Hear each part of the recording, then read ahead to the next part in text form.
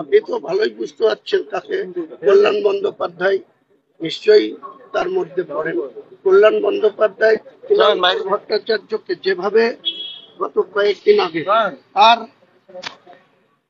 তাকে নিয়ে প্রশ্ন করেছে যে কার হাত আছে, কার মদত আছে তৃণাঙ্কুর ভট্টাচার্যের উপরে, তো সেটাও ক্লিয়ার হওয়ার দরকার। তো কারণ তিনি সেটা বলে কেন পার পাবে, তিনাকে কেন শোকজের আওতায় আসবে না? আমি ডিসিপ্লিনারি কমিটির কাছে এই প্রশ্নই তো রাখছি।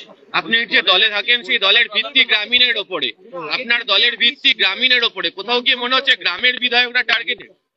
গ্রামের বিধায়করা অনেক ক্ষেত্রে অবহেলিত। আমি এটুকু বলি, মুর্শিদাবাদ জেলায় আমরা দেখতে পাচ্ছি যে একটা জিনিস দেখুন না, উত্তর দিনাজপুর, দক্ষিণ দিনাজপুর, মালদা, তাদের বিধায়ক সংখ্যা কোথাও 12, তৃণমূলের 8, 4 বিজেপি, সেখানে 2 জন মন্ত্রী।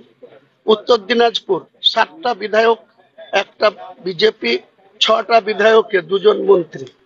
উত্তর দিনাজপুরে একইভাবে গোয়ালপুকুরের ওই গোলাম রব্বানি থেকে শুরু করে তারা।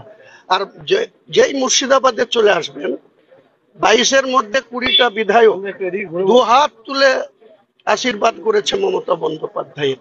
কার চক্রান্তে, কিসের জন্য মুর্শিদাবাদের মানুষকে এইভাবে বঞ্চিত করা হচ্ছে? এরপরে মুর্শিদাবাদের মানুষকে সংগঠিত করব এবং মুর্শিদাবাদের অধিকার প্রতিষ্ঠিত করারই আগামী দিনে আমি শপথ নেব।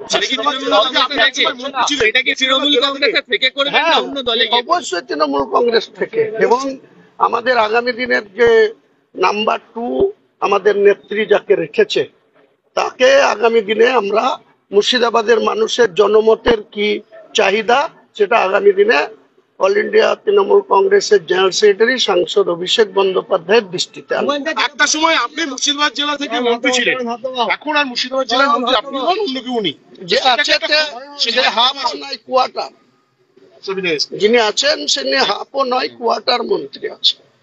সেটা কি আপনার ক্ষোভের জায়গা?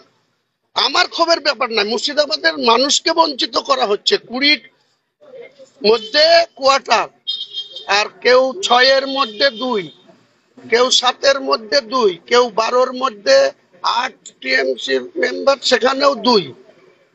তাহলে এই দ্বিচাচারিতা কেন হচ্ছে মুর্শিদাবাদের মানুষের সঙ্গে? আগামী দিনে মুর্শিদাবাদের মানুষকে নিয়ে তৃণমূলেই থাকবো, তৃণমূলেরই সর্বোচ্চ নেত্রীর কাছে এই ডিমান্ড করব এবং নাম্বার 2 কে ডিমান্ড করব। এক পাতার নোটিশের ক্ষেত্রে 3 পাতার জবাব আপনি দিলেন, কি উল্লেখ করছেন তাতে? কি ঘটেছে, কি ঘটেছে, কেন আমাকে মুখ খুলতে হয়েছে, এর আগে সর্বোচ্চ নেতৃত্বের দৃষ্টিতে এনেও তার কোনো সঠিক মূল্যায়ন হয়নি বা বিচার পাওয়া যায়নি, সেসব উল্লেখ করে স্মরণ করিয়ে দিচ্ছে। আপনার উপরে হামলা হতে পারে, কদিন আগে ভয় পাচ্ছিলেন, গতকালকে মুখ্যমন্ত্রীর সাথে দেখা করার পরে সেই ভয়টা কি কেটেছে? আমি ভয় পাই না ভাই, আগেও বলেছি, আবার বলছি, বারবার একই কথা আমার মুখ দিয়ে বলেন না। আমি ঈশ্বরে বিশ্বাসী, আল্লাহ বিশ্বাসী। আক্রান্ত হতে পারেন, এই একটা সেটা দেখা যাবে যখন আক্রান্ত হব। আমরা ল্যাংটা না, আমরাও খালি হাতে ঘুরি না, আমরাও আমাদের লোকজন নিয়ে ঘুরি। আমাদেরকে অ্যাটাক করতে গেলে সে বেঁচে ফিরবে কিনা সেটা তাকে ভাবতে হবে।